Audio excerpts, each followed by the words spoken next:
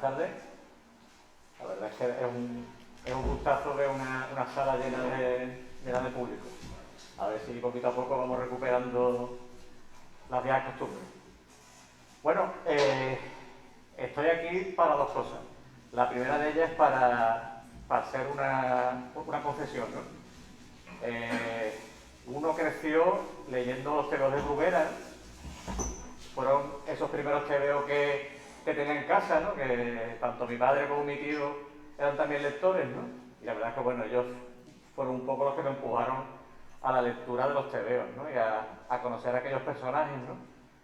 En aquella época yo aún no conocía a los autores, ¿no? Era pequeño y evidentemente pues no los conocía. Ya después, pues bueno, debido al trabajo, ¿no? Y a la pasión, ¿no? por la lectura de los cómics, he leído muchos textos teóricos, he visto documentales incluso, ¿no? Y lo más increíble es que no conocía a Miguel Gorriaga, que es el personaje o ese gran autor de Bruguera que, bueno, que hasta ahora ha pasado un poco, hasta un poco oculto, ¿no? En la historia del cómic de nuestro país, ¿no? Y bueno, para solucionar eso, pues tenemos aquí a Paco Sordo. Muy buenas. Que ha publicado, acaba de publicar, como quien dice, El Pacto, ¿no? Donde nos va a hablar sobre la historia de este dibujante, ¿no? De Miguel Gorriaga. Buenas, Paco. Muy buenas. Muchas gracias por estar aquí. Encantado. Bueno, vamos a hablar del personaje, de la génesis del proyecto, ¿no? Háblanos un poco de eso, ¿no? ¿Cómo te viene la idea, ¿no? de hacer este cómic, esta historia? Pues mira, la idea de hacer este TVO fue la unión de dos ideas previas que ya tenía. Por un lado, hace muchísimos años me leí el TVO de los profesionales de Carlos Jiménez y me encantó. Un TVO que trata sobre los años 70, ¿no? 80, por ahí, un estudio de dibujantes que era, ¿cómo se llamaba? Selección Ilustrada, el real, digamos, ¿no? Claro. Y claro, era un TVO que contaba una serie de anécdotas relacionadas con autores, con el mundo del cómic.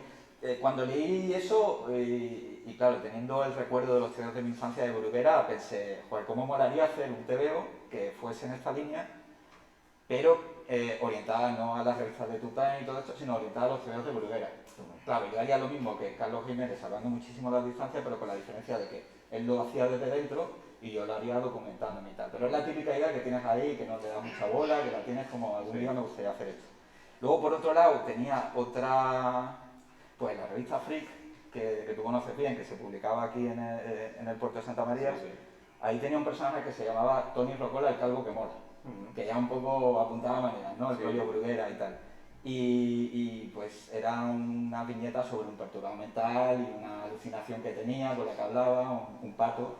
Y se me ocurrió la idea de fusionar las dos ideas y de ahí salió un poco lo que es El Pacto. En principio quería hacer una historia un poquito más seria y un poquito más de terror, con el tema del satanismo mezclado con los tebeos de Bruguera, algo muy alete de la iglesia.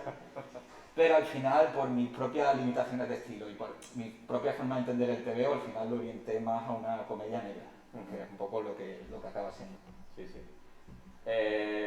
En principio, bueno, por lo que tú ya me has contado eso, no tenías muy claro hacia dónde dirigirte una vez que ya tenías la idea, ¿no? Si presentarlo a una editorial, luego te decides por un concurso en principio, ¿no? Por el que convoca a más Bruguera, ¿no? Ahora Sí, que la nueva Bruguera, ¿no?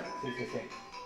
Y bueno, al final, ¿por qué te decides por el concurso, en primer término? Pues es que ese fue el detonante. Ya te digo que esta es una idea que la tienes ahí en la recámara y que no le das mucha bola porque no, yo estoy muy orientado en mi trabajo al cómic infantil y a la ilustración infantil. Entonces, algo así no encajaba en mis proyectos. Pero claro, cuando llegó el confinamiento y había como mucho más tiempo, ¿no? Que tiempo libre que ocupar y la vida social, todo eso se había acabado, pues había que buscar algo para ocuparse. Entonces yo había visto que estaba este concurso que sacaba Bruguera, que lo he vuelto a sacar ahora, pero han cambiado las condiciones, que ahora son bastante chungas. No sé si has visto por ahí. ¿Peores de las que había antes? Bastante peores. O sea, el premio en metálico ha bajado a más de la mitad de lo que fue el año pasado, pero eso no ha estado funcionando muy bien. Entonces vi aquello y al principio de la pandemia y tenía como 4 meses para presentar el proyecto de cómic. Y claro, como era, o sea, Bruguera dejó de existir en el 85 por ahí. Ahora lo que hay es la editorial Random House Mondadori, que es un gigante editorial que está en todo el mundo, que ha comprado el fondo editorial de Bruguera y ha relanzado el sello Bruguera, pero no como una editorial, sino efectivamente como un sello, ¿no? Y sacaba este concurso para eso, para promover el cómic español y para buscar cantera y tal. Y cuando salió el concurso, al principio del confinamiento, había como un periodo de 4 meses hasta la llegada de la fecha de entrega. Y era uno de estos concursos muy raros que pasan pocas veces que te piden entregar la novela gráfica entera. Entonces me eché manos a la obra y me puse con ello. Y solo orienté al concurso porque es un TVO muy español. Publicarlo en España no es muy... pues no te da mucho beneficio económico, pero un concurso sí. Si un concurso sale bien, pues el premio era bastante suculento. Entonces me puse con ello. Una vez que uno se lee el cómic, se ve que, bueno, que te has tenido que documentar previamente, ¿no? Porque claro, pese a que no es una historia así especialmente, o sea, que se meta en muchos hechos, ¿no? Reales, ¿no? Bueno, ahora ya os comentaré algo, ¿no?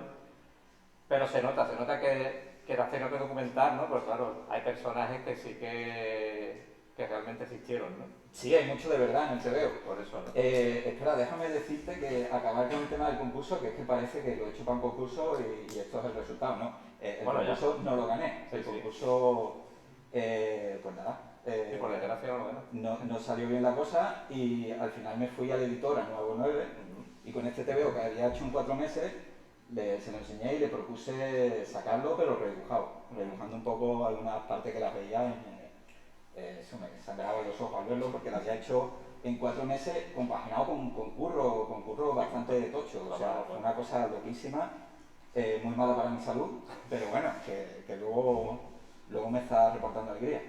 Total, que al final lo que vemos ahora, que ha sacado el Nuevo 9, es una versión redibujada de CTV.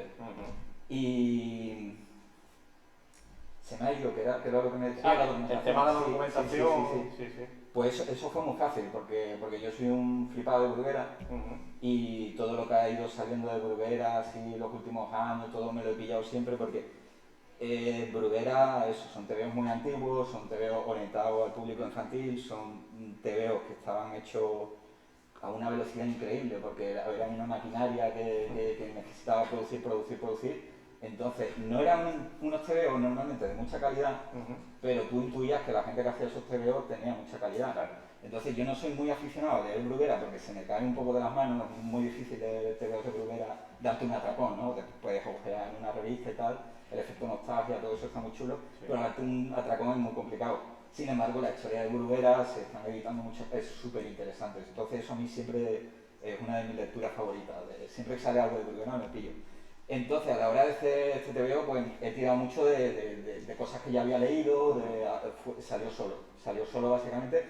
Luego tuve que releer alguna cosa. Hay muchas cosas de entrevistas, o sea, no solo hay entrevistas literarias en el TVO, pero también hay muchas de las cosas que dicen algunos autores son frases que ellos mismos han dicho en otras entrevistas. Entonces, hay mucho de eso también.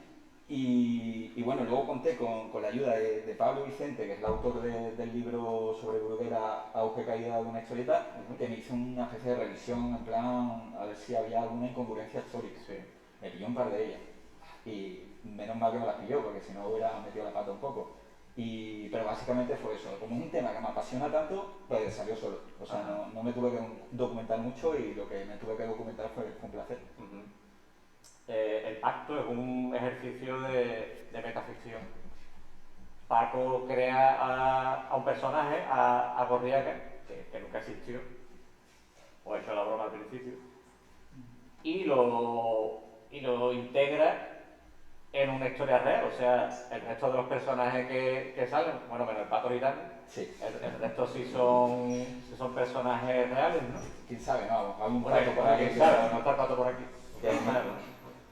Entonces eso, bueno, háblanos un poco cómo se te ocurre la idea, háblanos un poco del argumento, sin destripar Sí. demasiado. Pues ya te digo, como la idea venía un poco de eso que hizo en principio en origen, de eso que hizo Carlos Jiménez de los profesionales y tal, y ahí, claro, él cambiaba los nombres. En el TVO de Carlos Jiménez, pues nos cuenta la historia de un dibujante que llega a selección ilustrada, pero le cambia los nombres a todo el mundo. Yo directamente lo quería hacer con un personaje ficticio, meterlo como, o sea, quería que todo fuese a nivel histórico muy realista, que todos los personajes fueran efectivamente reales de la época y que todo tuviera su contexto, pero meter ahí un elemento ficticio, un poco para entrar nosotros ahí en esa historia. Y claro, como te decía también que era una historia que estaba, o sea, era una idea que era la conjunción de dos ideas de este otro hombre, o sea, este otro personaje, Tony Rocola, que era un perturbado, pues claro, lo metí ahí, pero no iba a hacer una historia costumbrista, sino que quería hacer algo un poco más acorde con lo que era ese personaje, claro.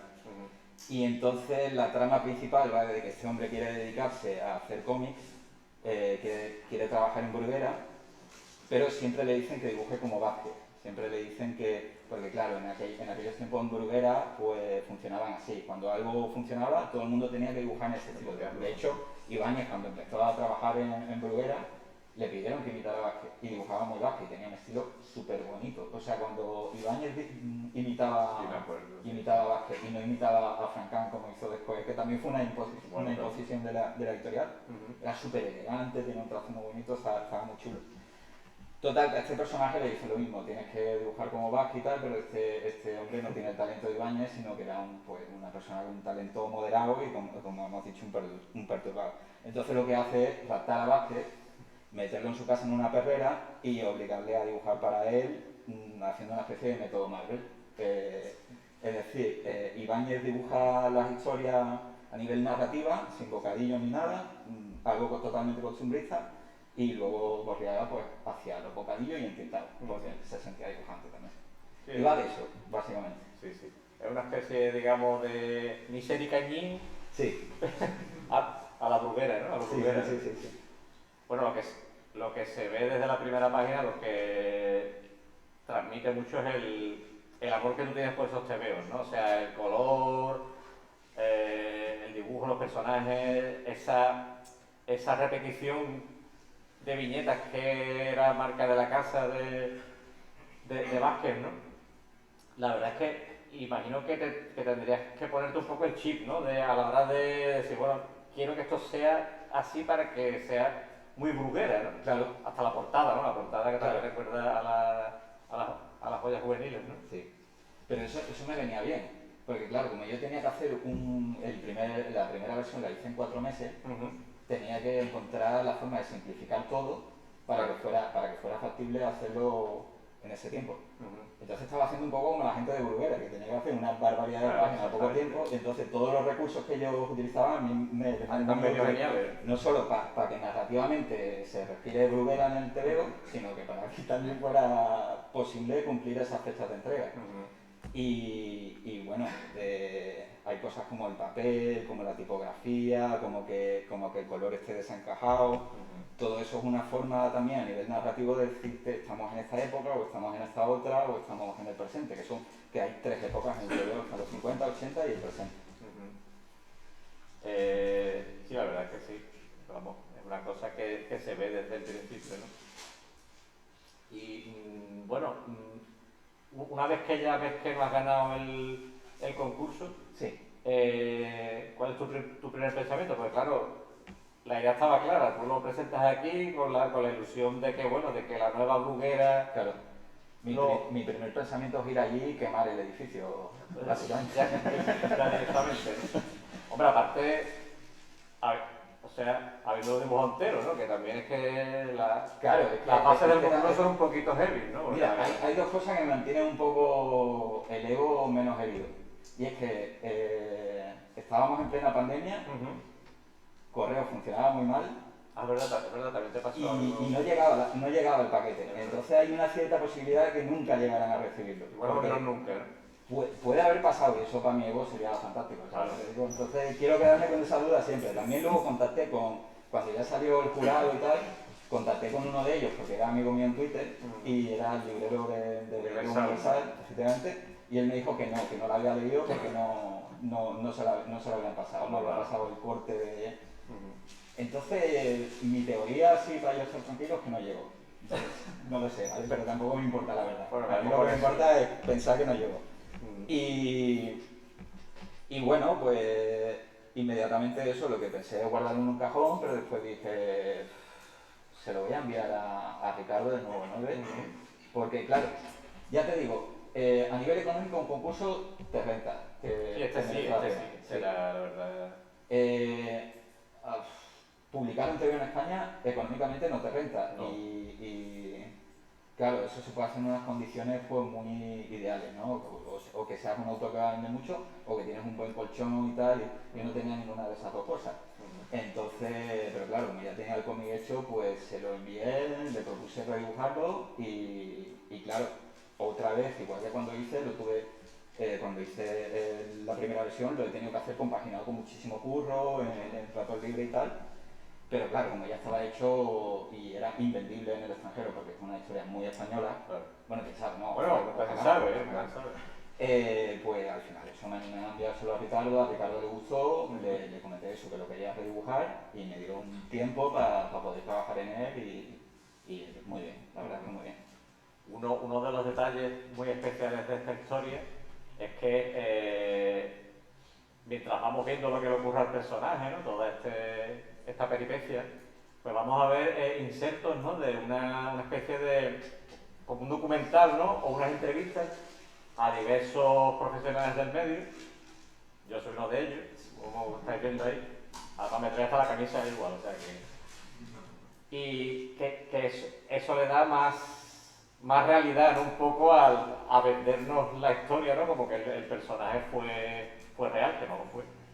Pero está también contado, ¿no? Y también narrado por todos estos profesionales, aparte de la historia, que al final acabas hasta dudando, ¿no? Y dices, bueno, ¿será verdad o no será verdad que este hombre existió, ¿no?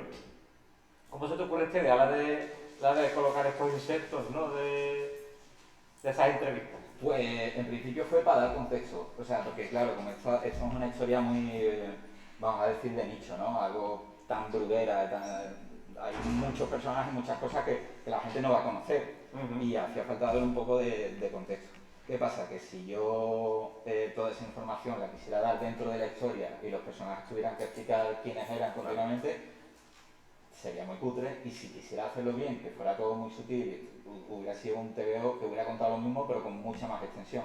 Entonces no me interesaba tampoco. Y luego aparte, claro, como ya te digo que esto lo hice en un principio contra el reloj, siempre tenía en mente cómo podía contar todo de la forma más sencilla posible. Entonces esto lo hice así por una cuestión práctica, pero luego mientras hacía el TVO me di cuenta que a nivel de narrativa pues me ofrecía unas herramientas muy interesantes para ir adelantando cosas, para ir colocando alguna pista, para ir colocando una serie de cosas que no era solo del contexto, sino que era también algo que favorecía la historia. En la historia también, bueno, como os he comentado, salen una serie de personajes reales, ¿no? Que existieron, o sea, no solamente Manuel Vázquez, ¿no? Es el raptado, ¿no? Sino también el editor de Bruguera, que bueno, el mítico editor que tenía aquellas formas tan... Otro personaje. Sí, otro personaje bastante. También sale el padre de Jordi Bernet. Y Ibáñez también, ¿no? O sea, sí. ¿Te costó trabajo elegir qué personaje tenía que salir y que cuadrara bien vamos, aparte de Vázquez, que digamos es el otro personaje principal de la historia, ¿no? No, fueron saliendo en base a lo que te pedía la historia. O sea, Ibáñez quería que saliera sí o sí porque juego un poco en el TVO con que el éxito que tiene Gorriaga en esa época, o sea, coincide con la salida de Mortadelo y Filemón, coincide en esa época, quería que fuera un poco el éxito que tuvo Ibáñez, pero que se lo queda a Gorriaga.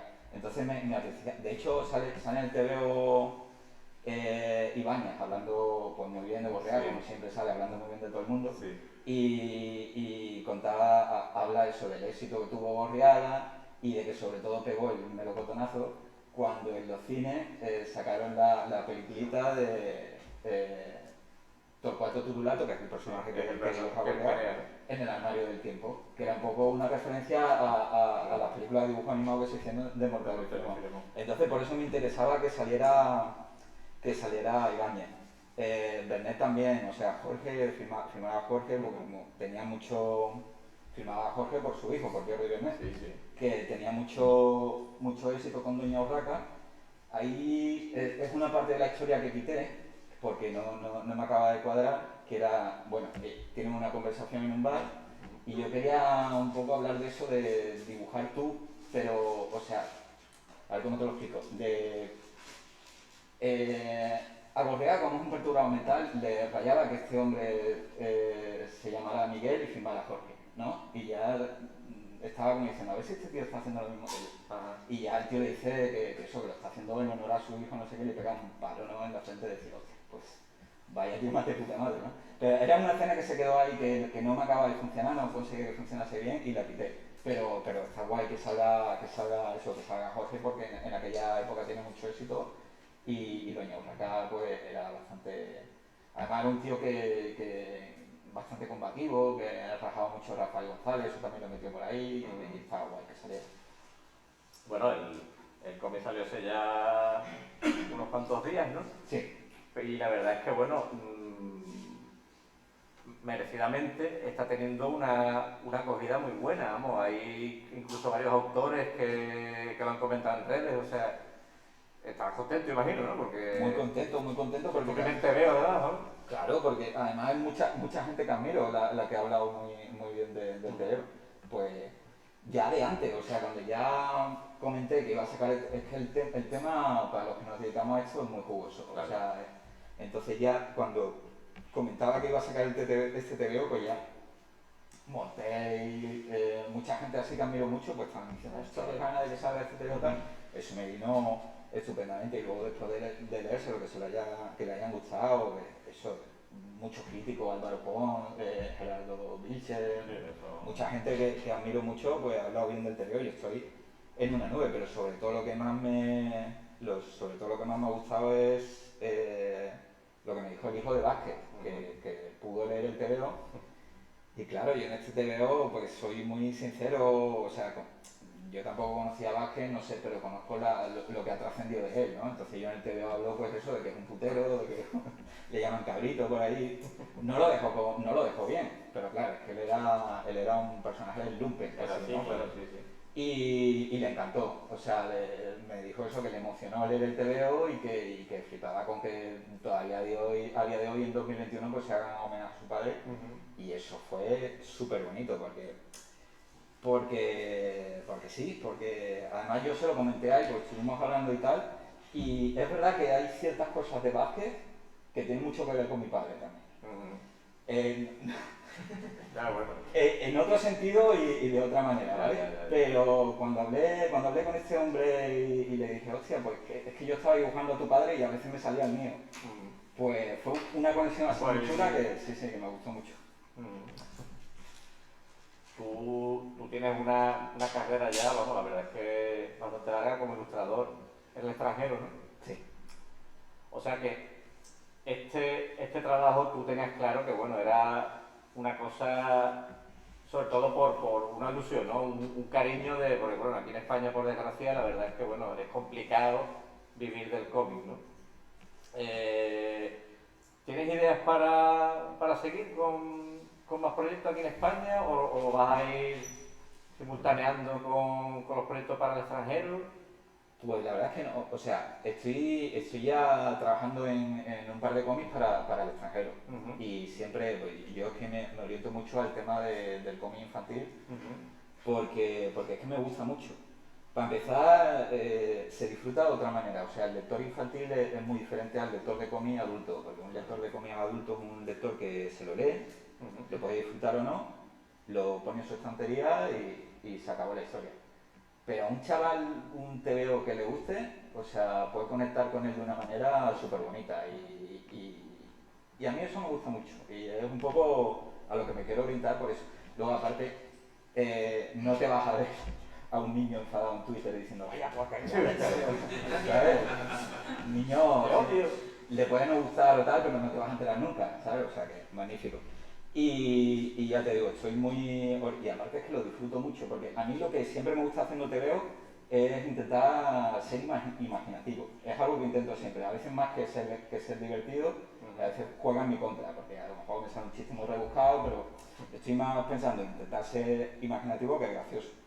Entonces con los niños eso funciona muy bien, entonces me gusta mucho para trabajar con niños. Estoy haciendo un TVO ahora que salió en Francia hace unas semanas, que se llama Nico, y que ya me han dado luz verde para el tomo 2, y eso, que es una serie de un niño y que tiene unos padres inventores y tal, y se mete en lío, les roba los inventos, un poco muy de humor, pero muy imaginativo, muy pues Doraemon a lo Cartoon Network, un poco.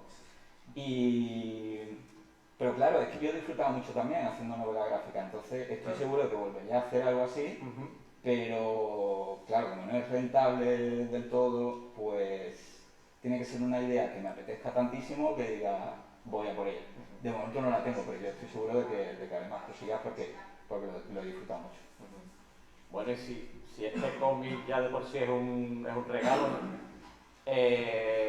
también nos ha divertido mucho con las diferentes entregas de Diario de un TVO, ¿no? Que bueno, lo has hecho en redes sociales y ahí te sincerabas totalmente, nos has contado lo duro que fue para ti hacer este cómic, ¿no? Durante 12 entregas fueron. 12 semanas antes de que saliera el TVO, efectivamente me puse a hacer una especie de cuenta atrás y cada semana pues una historia en mis redes sociales, de tal forma que la última coincidiese con el día de salida del parto, y lo que estaba haciendo era una especie de making of, pero making of emocional, ¿no? Más bien, porque no estaba contando cómo lo hacía, sino cómo lo pasaba haciéndolo, más bien. Y joder, fue heavy, porque claro, otra vez, después de haberme comido una novela gráfica, estaba haciendo como 4 o 5 páginas toda la semana en redes sociales, compaginando con mi trabajo. Lo empecé con mucha ilusión y muy motivado, y luego me di cuenta de dónde me había metido y lo sufrí bastante. Pero me lo pasé muy bien también, y sobre todo pues tuve muchísima respuesta de la gente, sobre todo en Instagram funciona muy bien, mucho cariño, mucha gente que me conocía a través de eso, y eso generó a la vez cierto interés por el tema del pacto, y creo que ha merecido mucho la pena, sobre todo eso. Es lo que te digo, lo que peor se pasa con algo que es semanal y que va para redes sociales y que va a ser juzgado inmediatamente, simplemente aunque nadie te diga vaya mierda, te van a decir, no te dan un like, no sé qué. Todo eso que es una tontería que no debería importarte cuando estás ahí, agobia un poco y se pasa un poco mal, la verdad. Parece una tontería, pero se pasa un poquito mal. Y es que prefiero mil veces haciendo un TVO en mi casa solo, terminarlo, lo entrego, y luego ya que digan lo que quieran, pero yo ya lo he hecho, ¿sabes? No tengo que estar pensando, ¿le gustará a quién? ¿Le gustará tal? Pero estoy muy contento de haberlo hecho, porque efectivamente me veo que ha merecido la pena y que ha cumplido un poco las expectativas que yo tenía con hacer eso. A los que no lo hayáis leído, la verdad es que os recomiendo todas las entregas, porque es digamos el complemento perfecto para conocer en clave de humor, claro está, ¿no? Todo ese trabajo, todo el agobio, las paranoias del dibujante, el lloriqueo. El lloriqueo, ahí está, es súper divertido, ¿eh? Y bueno, aquí habéis venido hoy a visitarnos un buen número de alumnos de la Escuela de Bellas Artes, ¿no? Paco, como ya os comentó, tiene ya una larga carrera como ilustrador, ¿no? Y bueno, imagino que igual tenéis alguna preguntita para él, ¿no? Pues venga, pues al lío. ¿Quién quiere empezar? Bueno, empiece. Ok. Una novela, Paco, porque no me lo he leído todavía, pero bueno, acaba de una novela gráfica increíble, fantástica, la campaña de la niña en Instagram, muy divertida. Y luego también conozco un poquito el trabajo que hace ya aparte de la novela gráfica y me parece muy bueno. Muchas gracias. Yo quería pedirte 3 consejos para los Sí. y 3 consejos que van dirigidos, digamos, en 3 ámbitos que considero importantes. Una vez si podría ayudarle, darle algún consejo que sea a nivel técnico, ¿no? De cómo mejorar, digamos, su técnica, si nos quiere contar cómo trabaja, digital. Otro sería, digamos, a nivel cómo entrar a la profesión, porque la gran mayoría de ellos el año que viene van a estar en la calle Claro. buscándose curro, y sé que tú tienes ya mucha carrera en eso. Y el otro quizá el más importante a nivel emocional, ¿no? Cómo sobrevivir después de ver las 2 entregas, ¿no? de lo más que han pasado, cómo pueden sobrevivir en este mundo de ilustración. Sin volverse loco. Sin volverse loco, claro. Pues, claro, los principios, o sea, lo vais a pasar mal, ya os lo digo. Pero luego todo va a ir a mejor, con suerte. Porque los principios es lo más difícil y más que un consejo yo quiero daros ánimos, porque os vais a encontrar gente que va a querer abusar de vosotros a nivel laboral, abusar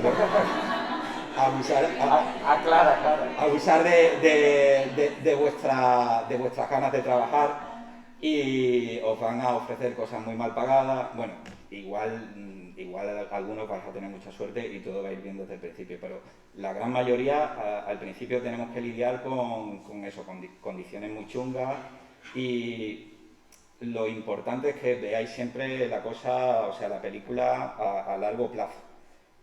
Para eso hay que estar muy motivado, te tiene que gustar mucho esta profesión y saber que lo que estás haciendo ahora es transitorio, que vas a comer un poco de mierda, pero luego, porque claro, esta profesión se aprende muy despacio.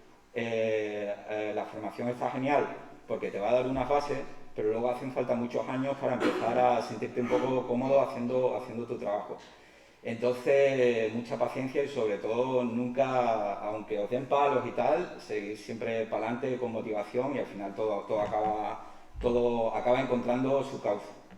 Eso a nivel, pues, eso, a nivel laboral, emocional. Luego a nivel técnico, pues, no sé muy bien qué deciros. Bueno, también algo que me hubiera gustado que me hubieran dicho en su día es que pusiera mucha atención en aprender idiomas, porque como ya he estado aquí, todos los dibujantes somos muy lloricas, yo he estado aquí lloriqueando mucho con el tema de lo mal que está la situación en España. Y es verdad que, bueno, ya sois una generación que la mayoría pilotáis bastante de inglés, entonces esa parte está cubierta. Pero si podéis aprender un poquito de francés, porque el mercado de Francia, tanto a nivel cómic como a nivel ilustración, es bastante potente y os va a hacer la vida más sencilla. No hace falta un inglés muy bueno, porque yo no lo tengo muy bueno, pero con manejarte un poco con email y con la ayuda de Google Translator os puede ampliar, o sea, el horizonte pasa de ser esto a ser esto, de posibilidades de trabajar.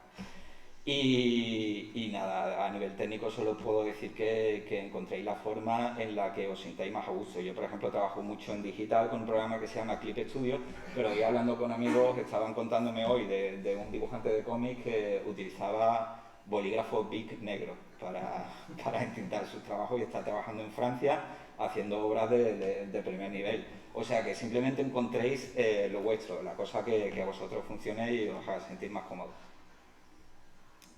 Y eso os diría. Y poneros Rebequita cuando haga frío. Eso es importante. Consejo de persona mayor.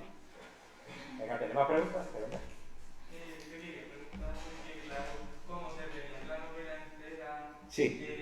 en 4 meses? ¿Tú Sí. cómo decides separar el trabajo? ¿Primero haces todo el bofetaje de la página? Claro, pues eso es súper importante porque lo primero que hice fue decir, tengo tanto tiempo, lo voy a dividir en partes, en bloques. El primer bloque obviamente es el guión, luego el segundo bloque sería el storyboard y luego ya sería hacer las páginas y luego entintado y color. Entonces tenía que no solo dividir los bloques, sino cuánto tiempo podía dedicarle a cada bloque. Para mí el guión es lo más importante. Pero claro, si tengo 4 meses y yo le dedico mucho tiempo al guión, es imposible llevarlo a cabo.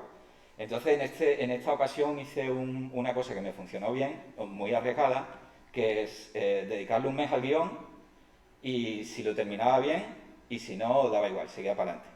No lo terminé, llegué un poco a pues 2/3 del TVO, no tenía ni idea de cómo iba a terminarlo no tenía ni idea de muchas cosas, pero tenía que seguir para adelante. Esto no lo hagáis nunca porque es una locura.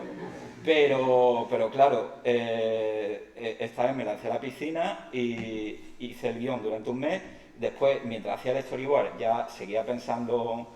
Es que un mes para contar una historia es muy poco. O sea, porque muchas de las ideas te vienen cuando menos te lo esperas. O sea, cuando tú metes ahí en la cabeza, en el disco duro, todo lo que es la historia y tal, no puedes hacer que te vengan ideas cuando tú quieras. Tienen que estar, el cerebro va funcionando a su bola y cuando menos te lo esperas, ¡plas!, te viene una idea. Entonces, cuanto más puedas alargar el proceso de guión, mejor va a ser tu guión.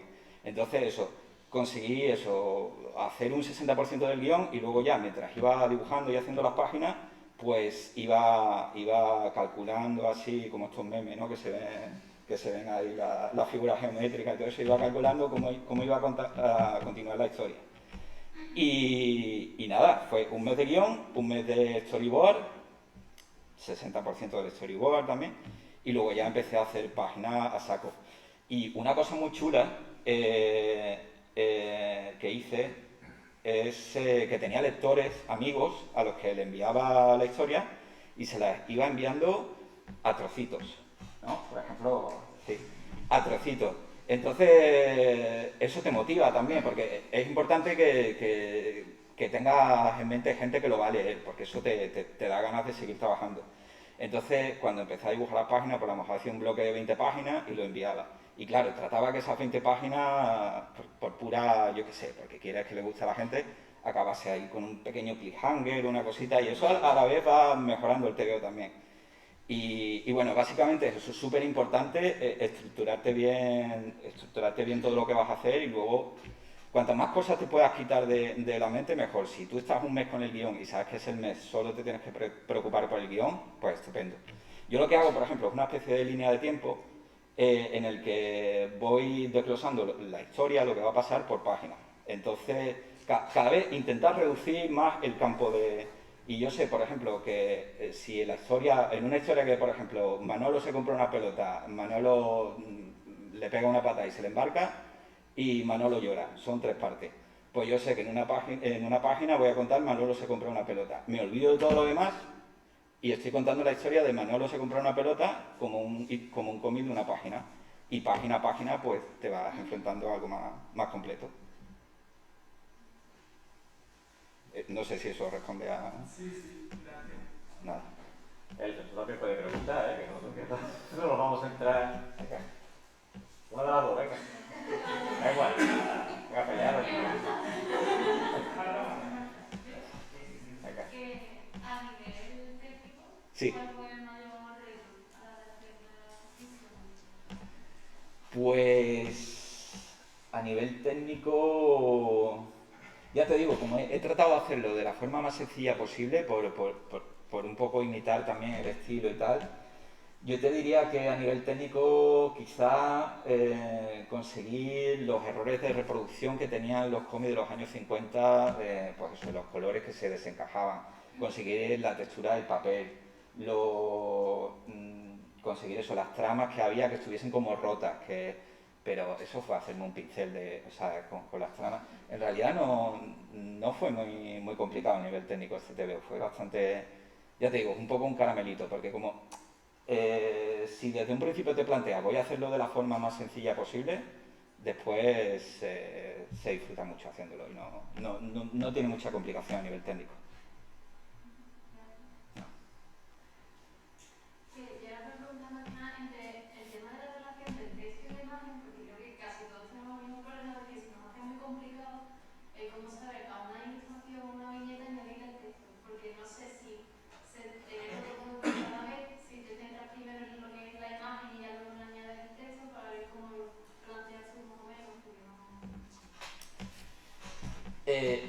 ¿Quieres decir que, por ejemplo, cuando tú tienes un texto para una viñeta, ¿no? ¿Qué imagen elegís, ¿no? Para que coincida con... ¿Cómo sabes si a lo mejor, no sé, ocupa demasiado espacio el texto y se Claro. come lo que es la imagen? Claro. Pues mira, por ejemplo, los americanos trabajan mucho de una forma que a mí me parece una locura, pero les funciona muy bien, que es hacer directamente todo el cómic y dibujar todo el cómic, y luego otra persona o ellos mismos hacen los bocadillos y lo colocan ahí con todo el texto que... A mí me parece una locura porque yo antes de hacer una viñeta necesito saber cuántos bocadillos hay ahí y cuánto texto va a haber ahí. Y si, a lo mejor si hay mucho texto, me conviene organizarlo de una manera distinta para que haya más viñetas y tal. Entonces, siempre tengo muy en cuenta eso. Entonces, lo primero que, después del storyboard, lo primero que hago es colocar el texto. Entonces ya sé el espacio que tengo para dibujar. Y luego en el storyboard ya he decidido, por ejemplo, porque hay cosas muy sencillas que parecen muy tontas, pero luego te calientan la cabeza, porque a lo mejor un personaje tiene 2 frases y te dice, hola, estoy muy contento. Y luego te dice, bueno, no estoy contento.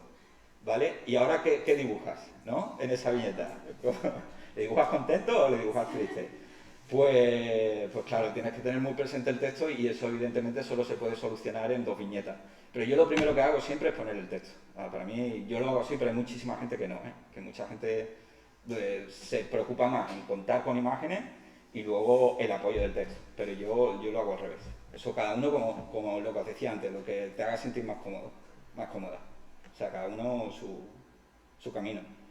De hecho, en los cómics americanos se han cometido grandes crímenes visuales, ¿no? Que Sí, sí, a lo sí, mejor sí. era una doble página súper chula, no sé qué, y te han metido ahí un Bocadillo pedazo de tapando, bocadillo. sí. Y luego aparte se tira mucho trabajo, ¿no? Porque Sí, claro. si vas a tapar con bocadillo un tercio de la viñeta, Exactamente. ¿por qué dibujas un tercio de la viñeta Sí, que ¿cómo no se va a ver? O eso, ¿no? Pues Un cartucho de texto, ¿no? Tenía cartuchos, ¿no? el rollo factoría de las grandes empresas. Claro. Claro.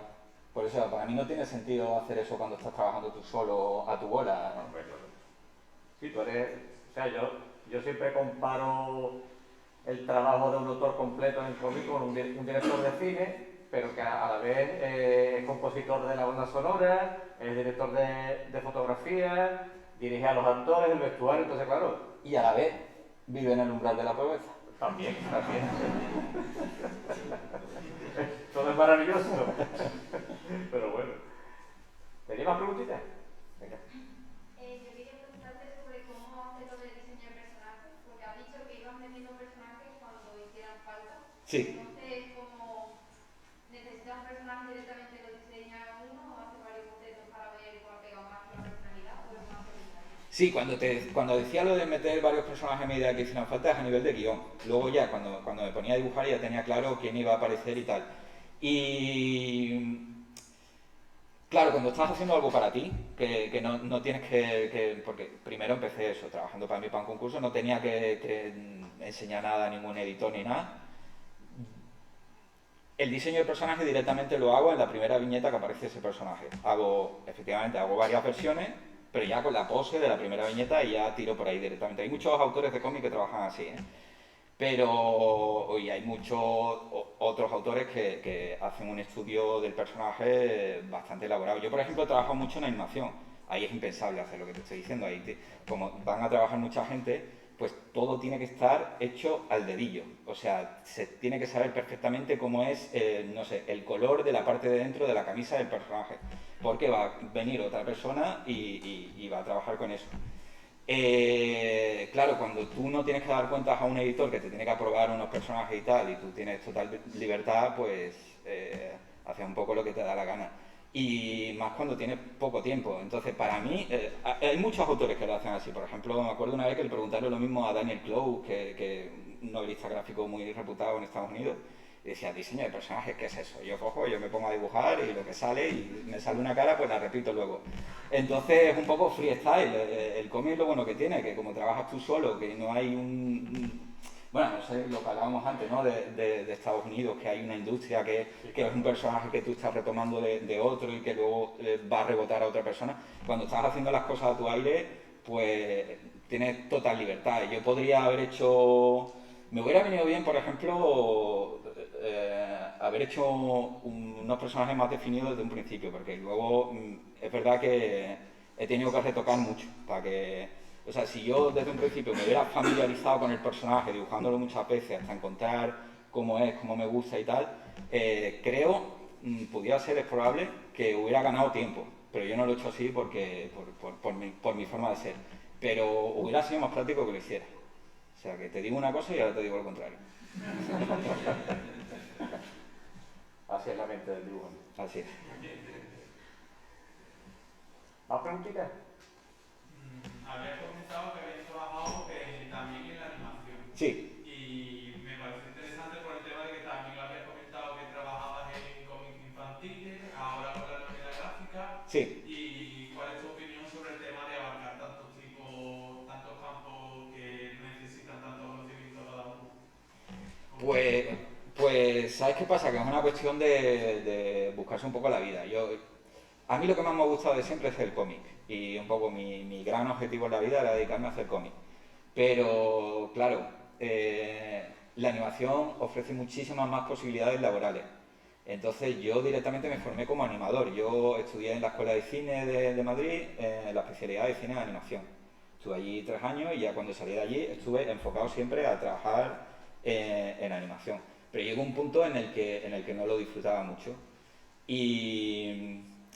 Pero es que la vida te va llevando por distintos sitios, porque yo trabajando en animación empecé a hacer animaciones para la revista El Jueves, que era algo que me interesaba más que hacer animación, porque animación, claro, lo que tiene es que depende mucho de la personalidad de cada uno. Ahí es un trabajo en equipo. Te estás dedicando a una pequeña parte de una obra global. Y yo, por ejemplo, quería hacer cosas más personales, quería hacer cosas mías y también que fueran más inmediato, ¿no? Porque la animación es muy laboriosa y yo quería contar historias. Entonces, a través de la animación empecé a trabajar en la revista El Jueves, en su departamento de animación, que tenían una página web en aquella época con muchas animaciones en Flash y todo eso. De ahí me metí a hacer directamente en la revista El Jueves humor gráfico y de ahí me pasé por tema de politiqueo, historias que nos pasó en la revista, me metí en otra revista que se llamaba Orgullo y Satisfacción. Luego aquella revista desapareció y luego, claro, me metí a hacer ilustración infantil. Pero ¿qué pasa? Que vas acumulando experiencia. Entonces, empezando por animación, pasas a hacer humor gráfico y tu humor gráfico está súper influenciado por la animación, por el estilo de animación. Que algo que le dicen siempre a la gente que viene de animación es, claro, se nota que vienes de animación porque se nota mucho el movimiento y tal, y no sé qué. En mi caso no, porque yo venía de hacer animación flash, que es bastante basiquita y bastante de usar recursos, reutilizar y tal. Entonces a mí se me notaba la influencia de la animación en la poca vergüenza, en lo de reutilizar fondos, en lo de, ¿sabes? Muchas de las cosas que se hacen en animación para abaratar costes, ¿no? De dejar, copiar muchas veces a lo mejor el tronco, cambiar la cara, ese tipo de cosas. Y nada, son cosas que te va definiendo porque vas teniendo experiencia en distintos campos y claro, cuando al final he vuelto al cómic después de pasar por todo esto, pues tengo influencias de la animación, del humor gráfico, de la ilustración infantil, pero al final siempre he tenido clara la meta que era esta. Pero claro, la vida te va llevando por donde quiere. O sea que es una mezcla de cosas. Bueno, y también imagino que será por una mera cuestión de supervivencia. Efectivamente, Pues claro, efectivamente. Ya os digo, yo siempre quería dibujar TVO, poder vivir, ¿no? pero la animación es que hay muchísimo más trabajo. Mira, eso es un consejo también que os puedo dar para empezar. Si os interesa un poco mínimamente la animación, darle una probada porque dentro de una producción de animación hay muchísimos departamentos y no os voy a decir que sea fácil conseguir trabajo, pero es más fácil que en otros campos. Y si os interesa, si no os interesa, no, claro que no. Pero si es algo que os llama la atención, es un buen sitio por el que empezar ahí a meter el pie en meterse a dibujar por dinero. ¿Alguna pregunta más? No, no hay más. Venga, don Daniel. Primero, enhorabuena por el TVO, eso, porque al final hoy eres un valiente, vamos a sacar un TVO. Y otra, hablando de la precariedad. Sí. Y claro, que no llegaste a ganar el concurso. Bueno, que no llegó, yo también creo que. Yo creo que no llegó, eso está claro. No estuviera ganado, seguro. Y. No, está claro. ¿Por qué descartas, además teniendo aquí a Flick, el crowdfunding, tío? ¿Por qué descartas ahora que además también, gracias al crowdfunding, pues, al final también puede ganar, ¿no? Al final se trata de ganar dinero también, ¿no? ¿Por qué lo descartas? Y yo qué sé, pues yo veía una solución guay con un trabajazo, tío. Yo veía una solución guay para que además también pudiera haber ganado un poco más de dinero, tío, ¿no? Pues ¿Por no qué lo lo sé. descartas? Hombre, O no sé, o a lo mejor no... porque es mucho trabajo. O sea, bueno, hay distintas formas de hacer crowdfunding con los TVOs. Si te lo haces tú a tu aire por Berkami, te lo editas tú y todo, Claro. es un trabajo tan brutal Eso es. que... Bueno, está esta plataforma, ¿no? Claro. A mí también. Y si lo haces a través de una Pero plataforma... No sé si llegaste a hablar con ellos o ni siquiera... No. eh, No, porque, claro, es mi primer TVO y yo no sabía cómo iba a funcionar, ni si esto le iba a interesar a gente y tal. Entonces, después de haberme pegado el curre de hacer la novela gráfica para un concurso sin saber si iba a salir o no, hacerme después un crowdfunding sin saber si iba a salir o no, con todo el currazo que es eso y tal, pues yo preferí tirar por lo más sencillo, ya estaba como muy agotado y llamar a una editorial. Pero si no... Para la próxima igual me animaba, ¿eh? Sí. Claro, es que el principal hándicap que le doy yo al crowdfunding tipo Berkami es que, claro, lo sacas, ¿no? Puedes sacar el dinero, evidentemente vas a ganar más que con que te lo publique, vamos, eso está bastante que el agua, con que te lo publique una editorial, pero claro, luego cuentas con la desventaja de la distribución, que claro, imagínate un tema como este, ahora cómo se busca Paco la vida sin tener una distribuidora es muy complicado, entonces claro, sí que hay otras plataformas como Spaceman, ¿no? Que ahí sí que ellos se encargan de la distribución, vamos, ellos, digamos que tienen... Que tú tienes experiencia con ellos hace poco, Sí, que acaba de que se compre sí, este por eso, corte. entonces claro, tú te olvidas de eso. Tú te olvidas de la distribución, entonces claro, la verdad es que bueno... Sí, pero sí que es verdad que habrá que tener una mínima experiencia, claro, también, ¿no? Tener para... Sí, no, y luego aparte, a ver, a ver, el crowdfunding yo siempre digo que es como un parto de 30 a 40 días, ¿no? Pero un parto auténtico, ¿no? Porque tienes que estar todos los días. Hay dos opciones, o cuelgas el crowdfunding y te echas a dormir y piensas que tus amigos y tu familia te van a salvar el culo, cosa que casi nunca pasa, o es así, o te lo curras, pero claro, ¿cómo te lo tienes que currar? Tienes que poner contenido diario, varias veces al día, hay que dar mucho el coñazo, tienes que tener cuidado de no ser demasiado pesado, porque si eres demasiado pesado la gente dice que pesado este tío, déjame ya en paz. Tienes que procurar ser lo más profesional posible, o sea, si ves que la cosa no tira, no ponerte con el violín a la pena, o tengo una niña que me está mirando y papá, ¿por qué estás triste? Porque el crowdfunding no va, por favor, dame dinero. Eso seguro que ha pasado, ¿eh? Sí, segurísimo. Luego te lo cuento. Entonces, claro, es complicado, es pesado. Pero, claro, pero luego tienes una parte muy positiva, es que bueno, vas a cobrar en consonancia con tu trabajo, que yo creo que es lo más justo y necesario, ¿no? Como diría un cura. Sí. O sea que, pero bueno, de hecho, con las entregas de diario de un TVO, yo le dije a él, digo, tía, hazte un crowdfunding, sacas un librito, pero bueno, ya Paco, bueno, pues claro, es lo que él dice, ¿no? A lo mejor al principio cuesta un poco de miedo, ¿no? Es mucho curro, Es mucho curro, hay sin que saber si te currar. va a salir bien o no. Es como... Claro. tirar a la que no sabes tú si la Claro, sabes, claro. no para... Claro, también lo que ¿Tú lo pasa... estás pensando o qué? No. Yo hubiera hecho lo mismo que tú antes. Ajá. Es que eso es... Después de un Por eso marrón... te lo preguntaba, ¿no? Era por si... Claro. Después de un marrón que no sabe cómo va a salir... Claro. Pero yo hubiera hecho lo mismo que tú. Claro, también lo que pasa es que, por ejemplo, sé que Paco lo verá sacar, porque él tiene ya un nombre, tiene una carrera, esto, desde el momento que empezó él a anunciarlo, generó mucha expectación, ¿no? Entonces, claro, eso es muy bueno, ¿no? El tener ya, digamos, ese empuje, esa inercia, es súper positiva a la hora de plantear un crowdfunding. También yo recomiendo no volverse muy loco con lo que uno pida, ¿no? No es lo mismo que Paco pueda pedir no sé cuántos miles, que un chico que a lo mejor no tiene mucho de eso te pida, no, yo quiero sacarme 28.000 euros. Está claro que va a palmado, ¿no? O sea que, a no ser que tenga muchos amigos y mucha familia. Si eres de los... Mucha pasta. Si eres de los... Si no, no, sí. Pero bueno, es una opción que existe ya y que bueno, es muy... Hombre, yo la recomiendo. Puede salir muy bien. Sí. Como si te es sale este bien, wonderful. Maravilloso, para que no sepa inglés. Bueno, pues si no tenéis más, si tenéis más preguntitas, aprovechad, que Paco hacemos después. Pues nada, pues entonces os agradezco a todos, a los chicos y las chicas de la escuela, al resto de vosotros por haber estado aquí con nosotros un ratito. A ver si poco a poco ya la cosa se va normalizando, nos libramos de las malditas mascarillas, y una vez que nos vacunemos todos. Y bueno, lo que os pido al final es un gran aplauso para aquí para el artista, ¿eh?